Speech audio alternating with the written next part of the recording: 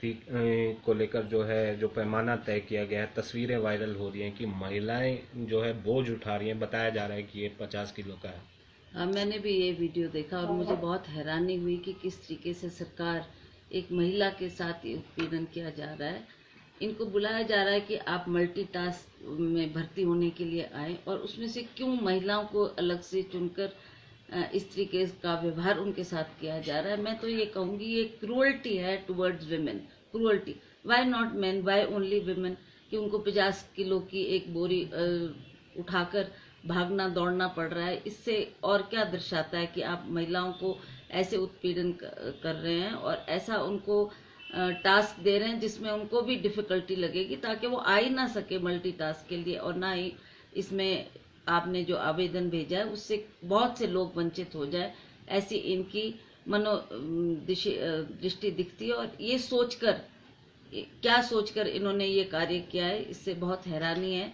और मैं कहूँगी कि सरकार का जो ये दृश्य लोग देख रहे हैं, जो वायरल हुआ है वीडियो, उससे लोग हैरानी जता रहे हैं कि महिलाओं की कहाँ ये उत्थान की बात करनी थी, महिलाओं को राहत देने की बात करनी थी, और किस तरीके का महिलाओं के साथ आज व्यवहार सरकार कर रही है। मैम, क्या लगता है आपको कि जिस तरह से भाजपा जहां एक और कहती है महिला सशक्तिकरण की बात करती है और बेटी पढ़ाओ बेटी बचाओ के आंदोलन देती है, और वहीं दूसरी तरफ इस तरह से वजन महिलाओं से उठाना, क्या लगता है दोहरा चरित्र और दोहरा मापदंड अपना रहे हैं? बिल्कुल बिल्कुल, ये वाकई ही दोहरा मापदंड है। जिस तरीके से सरकार एक तरफ तो ये कहती है कि हम महिलाओं के को आगे बढ़ाने के लिए हमारी बहुत सी ऐसी योजनाएं हैं जिसमें हम महिलाओं को आगे लाना चाहते हैं। उनके उत्पीड़न के लिए भी उन्होंने बार बार कोई बात कही कि हम इनको इससे बचाव रखेंगे।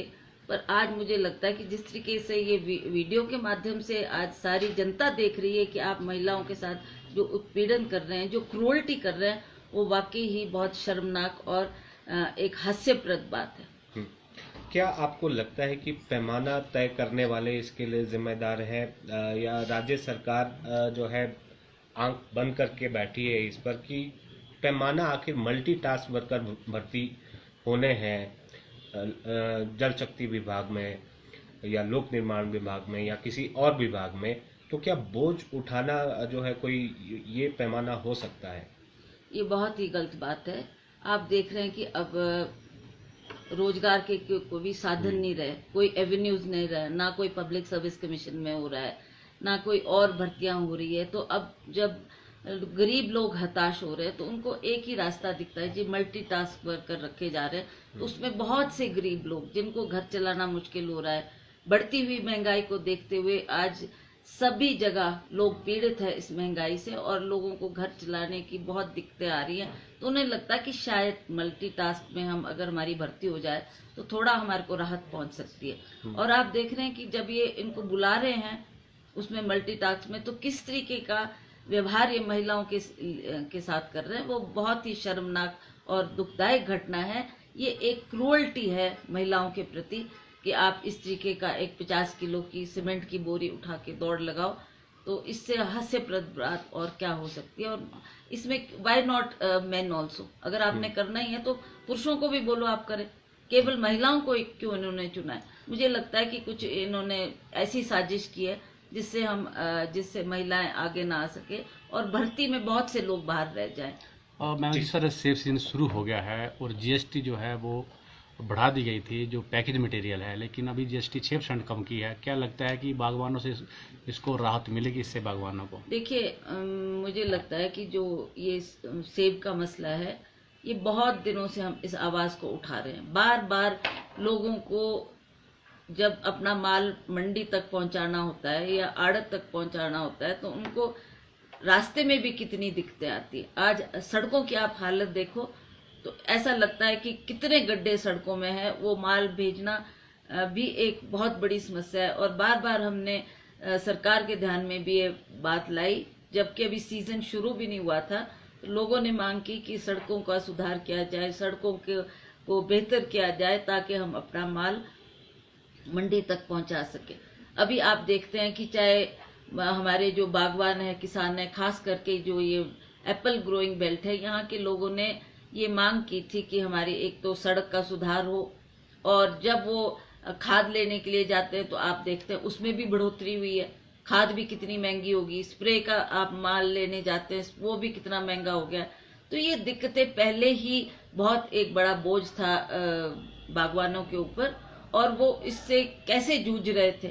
अब हाल में ही इन्होंने जीएसटी को जो बढ़ाया है, और उसके लिए भी लोगों ने अपना रोष व्यक्त किया, कहा कि ये क्यों इतनी आप इसकी जीएसटी बढ़ा रहे, जबकि बागवान और किसान इससे बाहर होने चाहिए।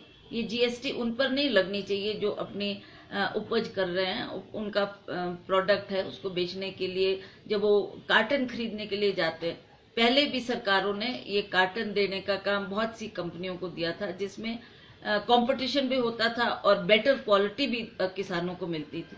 अब इन्होंने वन लाइन कर दिया कि एक ही व्यक्ति इस कार्टन का काम को संभालेगा। अब देखें आप, उसमें क्वालिटी में भी गिरावट आई है, और जब खरीदने जाएं तो उसमें कितने दाम है। और अब जब सरकार को ये सारी बातें पता लगी तो उन्होंने कहा जो हमने जीएसटी बढ़ाई उसको हम कम करते हैं। तो ये तो लोगों के साथ एक बहुत बड़ा धोखा है, और लोगों को ये ऐसे ही शब्दों में उलझा के रखना चाहते हैं ताकि इसका कोई निर्णय नहीं उनसे निकल पा रहा, और बागवानों का रोष दिन प्रतिदिन बढ़ता जा रहा है। क्या आपको लगता है कि छोटा बागवान सबसे ज्यादा प्रभावित है, बड़े बागवानों को दिक्कत नहीं है? वो तो है ही है, वो तो है ही है। बेचारा एक अभी मैं हाल में ही दौरा करके आई हूँ, तो बागवान क्षेत्र में भी गई थी जहाँ पर किसान सेब बेचते हैं और अपना फल फ्रूट बेचते हैं। तो वो भी इस बात से बहुत पीड़ित है, और वो भी देख रहे हैं कि हम लोग गरीब लोग हैं, हमारे पास इतने आय के साधन नहीं है। हमारे पास जो सारे साल की एक पूंजी होती है वो हम अपने फल को बेचकर ही अपनी घर गृहस्थी चला सकते हैं। तो उनके ऊपर सबसे ज्यादा इसकी मार पड़ी है, और वो आज बहुत ही दयनीय स्थिति में उनकी हालत है। मैम, ये भी आपसे समझना चाहेंगे कि मुख्य सचिव को बदलने को लेकर काफी जो है बयानबाजी हो रही है, आपने भी बयान दिया है। क्या आपको लगता है कि इससे जो है सरकार की जो एफिशिएंसी होती है, काम वो प्रभावित होता है, और नकारात्मक जो है एक मैसेज जाता है जनता के बीच? ये बहुत गलत बात है, और आप देख रहेंगे इन्होंने अपने कार्यकाल में, राज्य सरकार ने अपने कार्यकाल में ही 6 चीफ सेक्रेटरी बदल दिए। उसका कोई ये 7वें हैं जो अब बदले हैं जिनको।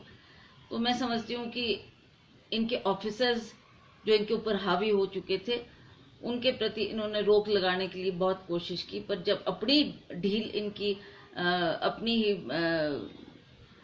ढील रही उसमें प्रशासन के ऊपर, तो उससे भी ये हावी होते गए और बार बार ये इसको दबाने की कोशिश कर रहे थे। और जब विपक्ष इस आवाज को उठाता है तो वो फट से उस चीफ सेक्रेटरी को बदलने की बात करते हैं। क्या आप ये कह रहे हैं कि कांग्रेस के दबाव के चलते सरकार ने उन्हें बिल्कुल बिल्कुल हमने ये आवाज उठाई है, और हमने भी बार बार कहा है कि ये क्या मजाक आप लोगों के साथ करते हो। आखिरकार जो एक ऑफिसर है उसको सारा समझने में और अपना काम करने में भी वक्त लगता है। जब तक वो इस पॉइंट पे पहुंचता है कि अब मैं ठीक हूँ, अब मैं इस काम को अच्छी तरह से कर पाऊंगा, और तब आप उसको तब्दील कर देते हो, फिर एक नया चीफ सेक्रेटरी आ जाता है। उसी तरह से आपने 7 चीफ सेक्रेटरी बदल के क्या मैसेज दिया पूरे प्रदेश में कि आपकी पकड़ प्रशासन पे नहीं है, आपकी ढील है, और इसकी वजह से आप बार बार लोगों की आवाज को दबाने के लिए इस तरीके से ये कार्य कर रहे हैं।